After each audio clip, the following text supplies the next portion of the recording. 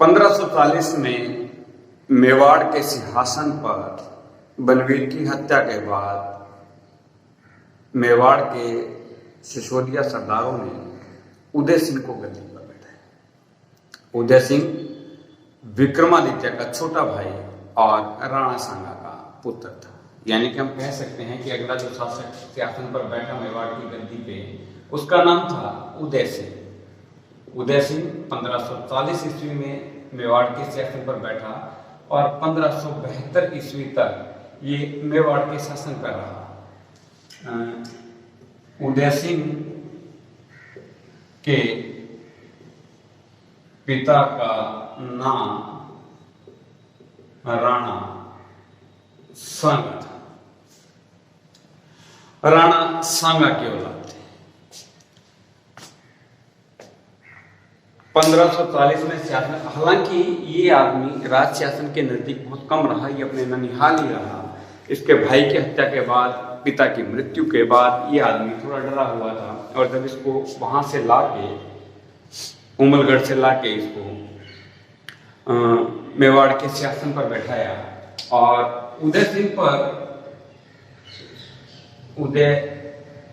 पर जब एक अफगान शासक था इसके समय में, जिसका नाम था शेर शाह सूरी। उदय सिंह पर जब शेर शाह सूरी ने आक्रमण किया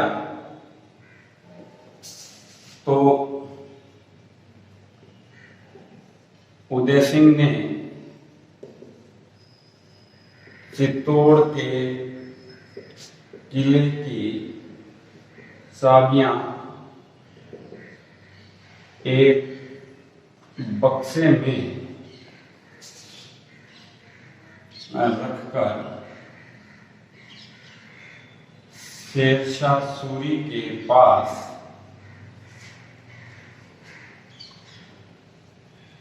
भिजवा दी और उसकी अधीनता स्वीकार कर ली। लड़ने का एक्सपीरियंस नहीं था।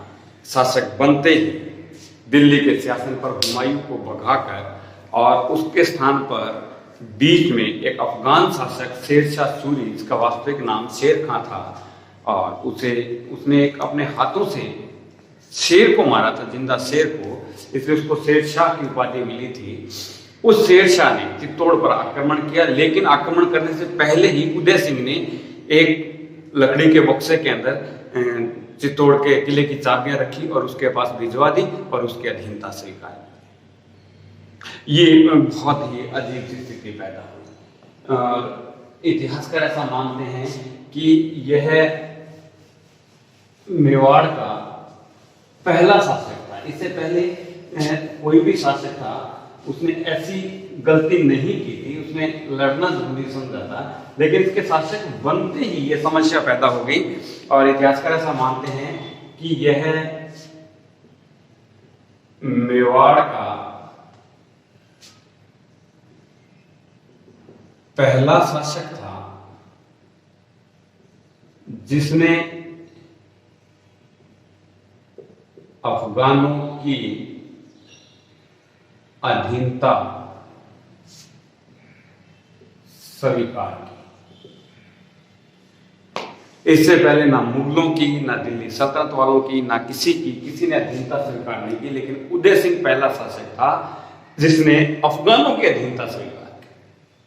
मुगलों को तो एक बार अफगानों ने भगा ही दिया था। शेरशाह सूरी ने दिल्ली से एक बार उनकी सल्तनत से, उनके राज्य शासन से उनको हटा दिया था, लेकिन ये शासक बनते ही 1540 में ही वो गद्दी पे बैठा। शेरशाह सूरी 1540 में ही उदय सिंह गद्दी पे बैठा और गद्दी पे बैठते ही उसने इस पर अटैक किया और अटैक करते ही इसने उनकी अधीनता स्वीकार कर ली।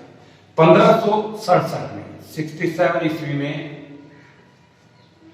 अकबर ने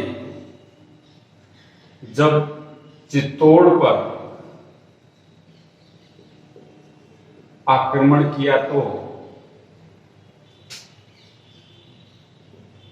उदय सिंह ने जंगल की रानी। जंगल की रानी मतलब अभी 1 मिनट हम अभी इस पे डिस्कस करते हैं। जंगल की रानी और इसके सेनापति जयमल और फत्ता। जयमल और फत्ता ने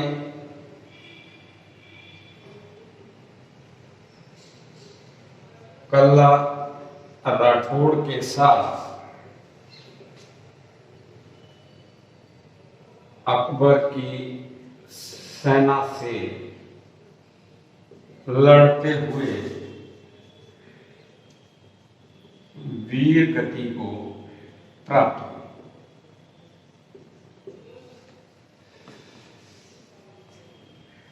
1555 में अकबर दोबारा दिल्ली के सिंहासन पर बैठा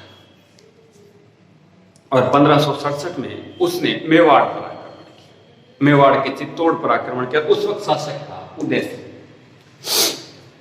इस पर आक्रमण किया तो उदय सिंह ने अपनी सेना का नेतृत्व अपने 2 वीर सेनापतियों जयमल और फत्ता को सौंप दिया।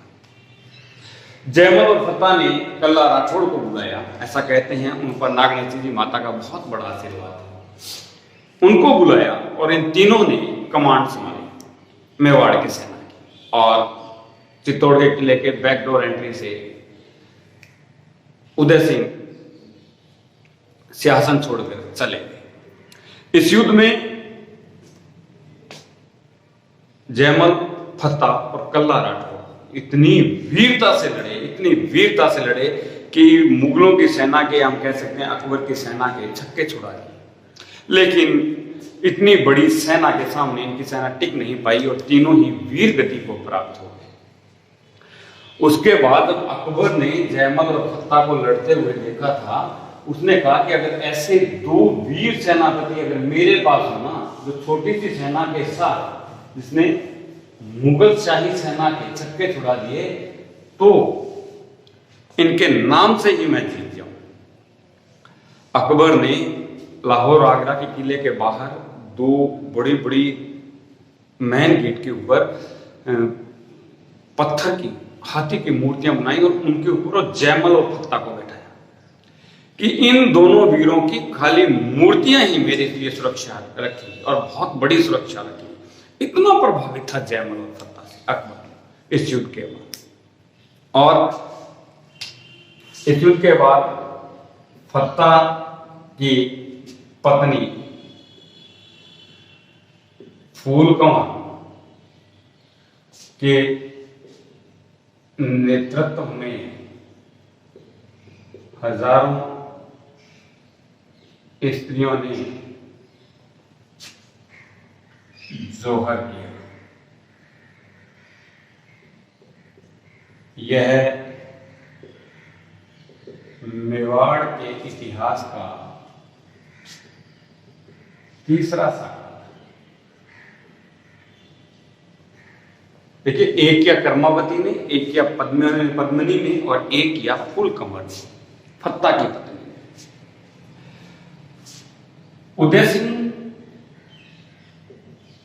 उदय सिंह ने एक तो उदयपुर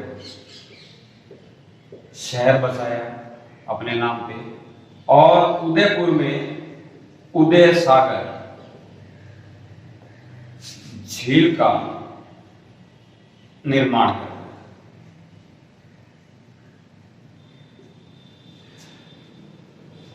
राजस्थान के इतिहास पर बड़ा ही स्टिकली और बहुत ही डिटेल में लिखने वाले एक इतिहासकार हुए जिनका नाम है कर्नल टॉड।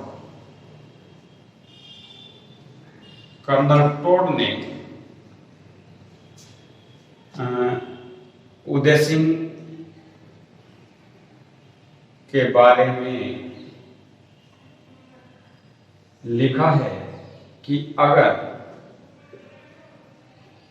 मेवाड़ के इतिहास में